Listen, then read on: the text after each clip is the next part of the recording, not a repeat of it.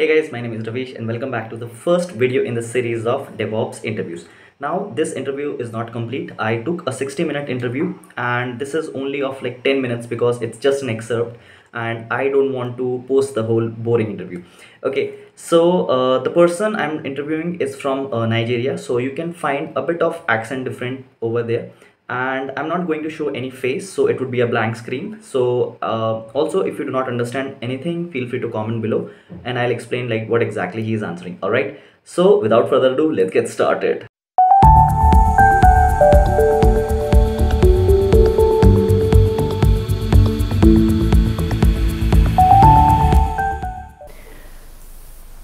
So let's say if I ask you to create an infrastructure in Terraform, or if I ask you to create a architecture in infrastructure in AWS CloudFormation, what will you choose? I use CloudFormation, CloudFormation. I told you I'm just starting to learn Terraform. Why would you choose AWS CloudFormation? CloudFormation has a visual designer too, in case I even don't know how to write the code, so I can just visually design it. Okay, and then it'll automatically generate the code. Yes, it generates the code too automatically. Yes. Okay. Even if you write the code, you can still visualize it in that visualizer they have there. Okay. Let's talk about. But I'm definitely moving to Terraform. Can you explain me some example of or differences between CloudFormation and Terraform? Can you do that?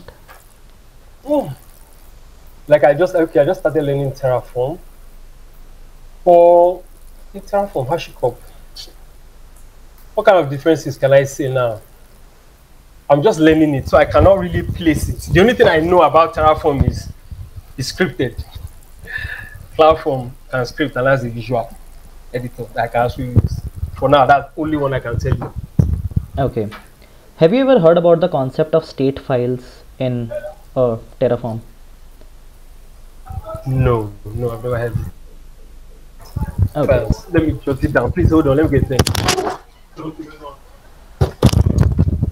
State files, Terraform.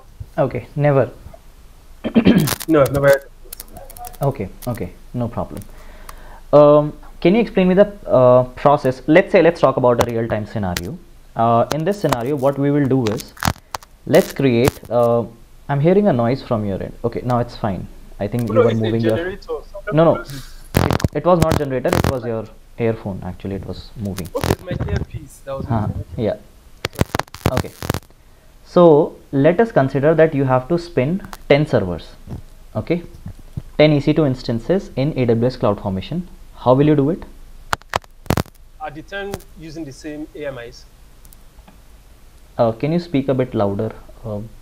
I said at the 10 instances using the same AMIs. No, I'm talking about CloudFormation. How will you write that YAML file? Okay. The same, I'll write it and indicate the number of instances I want it to spin up. 10 instances you can spin. That's what I'm telling you now. That's what I said now. If I wanted to write it, I will write the YAML file to spin one and indicate the number of instances I want it to spin up. Okay. So what are the other components that you need to create before you can use those instances? I will choose the VPC I want to put it in. Sorry? The VPC I want to put it in. Okay, VPC. Okay, then? Availability zone. Availability zone, okay. Select the security group I want to use. Okay. Select the PEM file if I want to use it for the connections. Then, since it's 10, I will now put the routings, the route table, and whatever I want to put, IP addressing. I want the distance to use. Okay. What about public and private network? And that's why I said depends on how you want to deploy your distance. Mostly depends on how the infrastructure wants to be deployed. If you are deploying, let me say, 3 servers and 1 server, you are running your own MySQL, I would definitely put the MySQL in a private. The database, you mean to say? Yeah, sorry, yes, the database. I'll put it in a private system. Then put. Why do you want to put it in private? For security purposes. I only want the instances, the web application instance, to be the only one to communicate with the database. Okay, but if I directly want to talk to the database, how can I do that? Do I have to go every time through the application? No, it depends. That's why I said it depends on the kind of database you want to make use of. If I was using RDS, Okay. if I was using RDS now, I could configure a MySQL server there and decide to give it public access. If I decide I want to use something like Aurora, no, Aurora won't allow you because Aurora is deployed in private instances, and the only way you can use it is if you have the data API enabled, and you have to use the console or the web UI to connect to the database. Okay. Do you know the concept of Bastion Host or Jump Host or something? Yes, yeah, Bastion Host. So Jump Host, yes. where does we use in this scenario? How do you picture it in this scenario?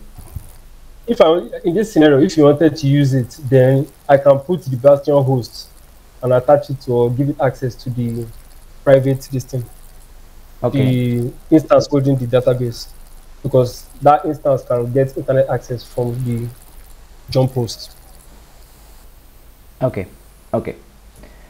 So your application will talk to database or the RDS directly, or will it also go through Jump Host? It depends on how I set it up. Okay, so you mean If to I say I want to directly access the database as a user or a developer, I can go using the jump host. If I Okay. want it in the application, I will tell the web application itself to connect directly to the Connect directly. Okay, so you mean to say yes, that it can be configured in both the ways. both ways. Yes, I know.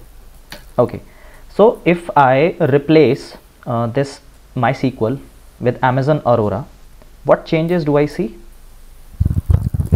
Which Aurora did you replace it with? The serverless or the other one? Serverless only. If it's serverless, then I will have the web application will have to connect directly to the Aurora database, Okay. because you cannot access the Aurora database directly if it's the And serverless version. why is it so? When I checked and I've been using it for long, AWS strictly says that if you want to modify or edit the Aurora database, you have to enable the data API, and you have to go by clicking the RDS and clicking that query table where you can modify it. Okay. Okay. Okay. Okay. So let's say for 1 year you have used MySQL over here in your AWS, but now your team wants to move to Aurora. Okay. How will you migrate it? What are the procedures? Is there any service available, or you can do it manually? What are the approaches, and what is the approach that you will take? If it's me, I'll take a dump. I'll take a dump. That's the And first step. Okay, we'll take the dump.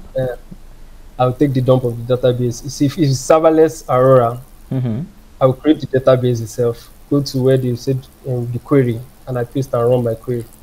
Okay. Some people I know put the dump of the database on an S3 and then import it from there.